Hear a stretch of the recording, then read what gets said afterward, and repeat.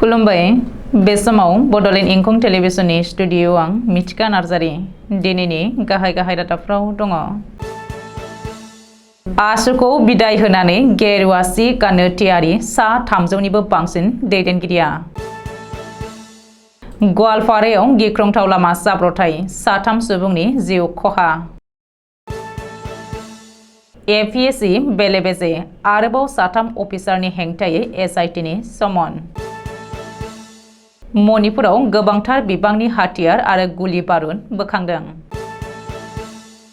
मानास हाग्रामानि हाकुवा दैमानिफ्राय बिष्णुपुरसिम सलार फेन्सिंआ खामानि होआखै। चेन्नाइ बिरखं गाथोनाव दै लोमनायनि जाहोनाव हान्थियारि बिरखंनि सिबिथाया गाज्रि गोहोम गोग्लैदों। सानजारि नोगोराव रुंसारि ब्रजेन्द्र कुमार ब्रह्मनि 4थि रुंसारि सान खुंदों। बिजनी जिल्ला बर' थुनलाइ आफादनि बानजायनायाव खन्थाइ सान हाबाफारि। दानिया फैदोनि आबुं रादाबाव।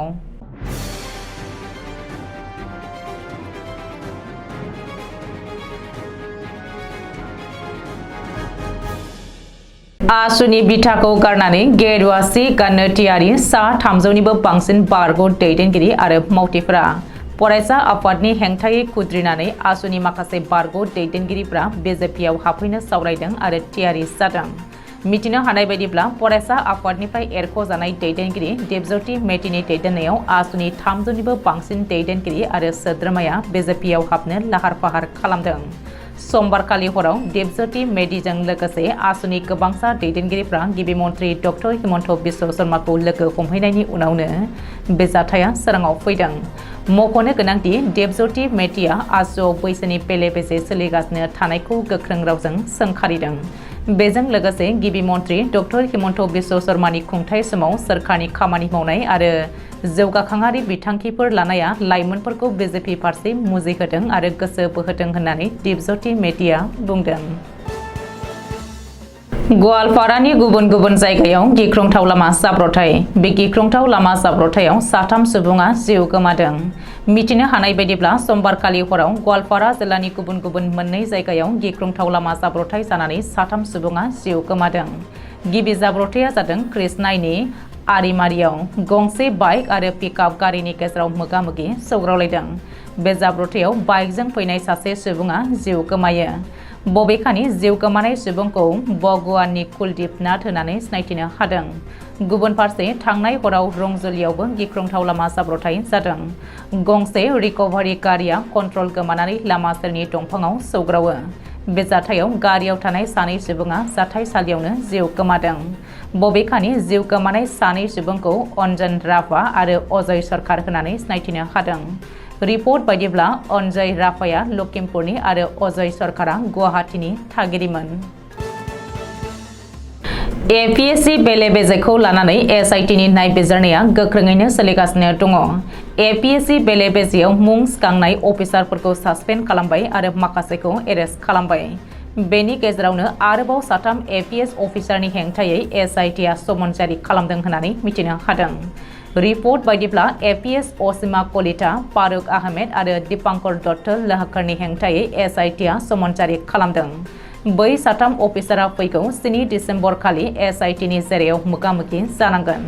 मख'नो गोनांदि फारुक आहमेद आरो दीपांकर दत्तखौ साख्रिनिफ्राय सासपेन्ड खालामखानाय जाबाय। नाथाय नलबारिनि बारग' एमएलए मदन कलितानि फिसाजो असीमा कलिताया गावनि डिउटियावनो दङ। असीमा कलिताखौ दासिमबो सासपेन्ड खालामथ'वाखै। बेखौबो मख'नो नांगोनदि एपीएससी बेले-बेजेखौ लोब्बा लानानै हमजानाय अफिसारफोरनि बिबाङा 4सिम बांबाय। समबारखालिसो एपीएस सुकाइनिया दासखौ एरेस्ट खालामदों। बेनि उनाव बिजिरसालियाव सुकाइनियाखौ 5 साननि पुलिस जिम्मायाव दैथायहरदों। रिपर्ट बायदिब्ला थांनाय हराव पानबाजार थानायाव सुकाइनियाखौ जेरा खालामदों। समबारखालि जेरायाव मोगा-मोगि जादोंमोन नवनीता शर्मा आरो कल्याण कुमार दासआबो। ओरैहाय नवनीता शर्मा आरो कल्याण कुमार दासखौबो थाबैनो एरेस्ट खालामनो हागौ होननानै मिथिनो हादों। कल्याण कुमार दासआ साख्रिनिफ्राय सासपेन्ड खालामजाबायब्लाबो नवनीताखौ दासिमबो सासपेन्ड खालामथ'नाय जायाखै।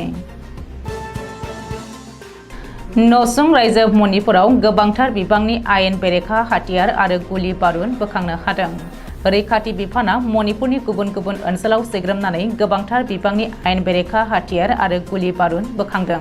मिथिनो हानाय बायदिब्ला मणिपुरनि सोनाब इम्फल, काकसिं, सानजा इम्फल, कांपकपि, बिष्णुपुर आरो थौबाल जिल्लायाव रैखाथि बिफाना गोख्रों अपारेशन खालामनानै गोबांथार बिबांनि हाथियार आरो बेफ्रुग्रा बेसादफोरखौ बोखांनो हादों। रिपर्ट बायदिब्ला समबार खालिनिफ्रायनो जागायनाय अपारेशनाव सानजा इम्फल जिल्लानिफ्राय गंथाम कालि मेगजिन, गंथाम SMG कार्बाइन, डिटोनेटर गैयै थर 15 हेन्ड ग्रेनेड, डिटोनेटर गैयै थर 6 स्मक WP ग्रेन्ड, थर 18 मर्टारा बमा आरो मोन 6 डिटोनेटरफोरखौ बोखांनो हादों। गुबुन फारसे कांपकपि जिल्लानिफ्राय गंनै मेगजिन, गंसे AK-56 राइफल, थरसे चाइनिज ग्रेनेड, गंसे बेरेलनि राइफल, AK-56 राइफलनि थर 100 गोगो गुलि आरो थरसे मर्टार गुलिजों लोगोसे माखासे बेफ्रुग्रा बेसादफोरखौ बोखांनो हादों होननानै मिथिनो हादों। चिरां जिल्लानि बिजनी महकुमा बेन्दोङाव थानाय मानास हाग्रामानि हाखुवा दैमानिफ्राय बिष्णुपुरसिम हाग्रानि मैदेरखौ होबथानो थाखाय सरकारा 2 कौटि रां खरसा खालामनानै बानायनाय सलार फेन्सिंआ आथिखालाव जेबो खामानि होआखै, जायनि जाहोनाव हाग्रानि मैदेरफोरा गामि ओनसोलाव फैनानै गोबां धोन खहा खालामनांनायनि अनगायैबो गोबां सुबुंनि जिउ फोजोबलांबाय। बे बिथिङाव हाग्रा बिफाना गोबां मावनांगौ दङ। बेनिखायनो बिजनी ओनसोलनि रायजो राजाफोरा आथिखालाव बायलांनाय सलार फेन्सिंफोरखौ फाहामनो एबा फसंफिननो थाखाय सरकारखौ खावलायदों। माइसां बारहुंखा आरो गोबां अखा हानायनि जाहोनाव समबारखालि खोला भारतनि चेन्नाइ इन्टारनेशनेल बिरखं गाथोनाव जोबोरैनो गाज्रि गोहोम गोग्लैदों। गोबां अखा हानायनि जाहोनाव रानवेयाव दै लोमजोबदों आरो बिरखंनि सिबिथायखौ दोनथ'नो गोनां जादों। बेनि अनगायैबो गोबां हान्थियारि बिरखंफोरखौ केन्सेलबो खालामनांदों। गुबुन फारसेथिं माइसां बारहुंखानि जाहोनाव गासै 2 सुबुंनि जिउ खहाबो जादों। चेन्नाइआव तामिलनाडु सरकारा गोबां जिल्लानि ओनसोलखौ बन्द फोसावनो गोनां जादों। थुनलाइगिरि रुंसारि ब्रजेन्द्र कुमार ब्रह्मनि दिनै रुंसारि सान। बे रुंसारि सानखौ धेमाजि जिल्लानि सिमेन्टसापरि सानजारि नोगोराव खुंनाय जायो। धेमाजि जिल्लानि गासै माहारियारि आफादनि दैदेननायाव गाजा गोमजायै फालिनाय जादों। दिनैनि बर' हारिनि अलंबार गेदेमा थुनलाइगिरि रुंसारि ब्रजेन्द्र कुमार ब्रह्मनि सावगारियाव बिबार बावजेनो सानजारां लकेश्वर ब्रह्म बान्था मोनगिरि बीरेन्द्र कुमार ब्रह्मआ। बे हाबाफारियावनो बाहागो लायो BKWSनि गाहाय मावफुं सोद्रोमा मिहिनेश्वर बसुमतारी, SP बड' गोजौ फरायसालिनि बारग' लेङाइ गाहाय फोरोंगिरि ललित चन्द्र बर', खौसेथि बर' सुबुं आफादनि बोसोनगिरि सुक्रेश्वर गयारी, धेमाजि जिल्लानि खौसेथि बर' सुबुं आफादनि आफादगिरि राथिराम बसुमतारी, मिसिं अट'नमास काउन्सिलनि EM मलेन्द्र नार्जारी, धेमाजि जिल्ला परिषदनि सोद्रोमा मुस्रिमा सुपारानि बसुमतारी, BTR बायजोनि बारग' BLT गाहाय नेहाथारि बिश्राम नार्जारी, आहम बोराइ बाथौ इंराजि फरायसालि गाहाय फोरोंगिरि बिदेश्वर दैमारी, बोखावजायै लखिमपुर जिल्लानि बारग' आफादगिरि सानसुमा बसुमतारी, खौसेथि बर' सुबुं आफादनि नेहाथारि प्रन्जिता बसुमतारी। बे हाबाफारियावनो बाहागो लायो BKWSG गावखुंथायनि गाहाय मावफुं सोद्रोमा मिहिनेश्वर बसुमतारी, SP बड' गोजौ फरायसालिनि बारग' लेङाइ गाहाय फोरोंगिरि ललित चन्द्र बर', खौसेथि बर' सुबुं आफादनि बोसोनगिरि सुक्रेश्वर गयारी, धेमाजि जिल्ला खौसेथि बर' सुबुं आफादनि आफादगिरि राथिराम बसुमतारी, मिसिं अट'नमास काउन्सिलनि EM मलेन्द्र नार्जारी, धेमाजि जिल्लानि परिषद सोद्रोमा मुस्रिमा सुपारानि बसुमतारी, BTR बायजोनि बारग' BLTनि गाहाय नेहाथारि बिश्राम नार्जारी।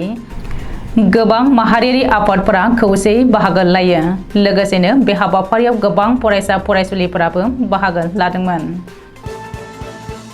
चिरां जिल्लानि बिजनी तुरिबारियाव रुंसारि ब्रजेन्द्र कुमार ब्रह्मनि 4थि रुंसारि सान खुंनायजों लोगोसे गेदेमाखौ गोसोखांनानै खन्थाइ सान हाबाफारि लानाय जादों।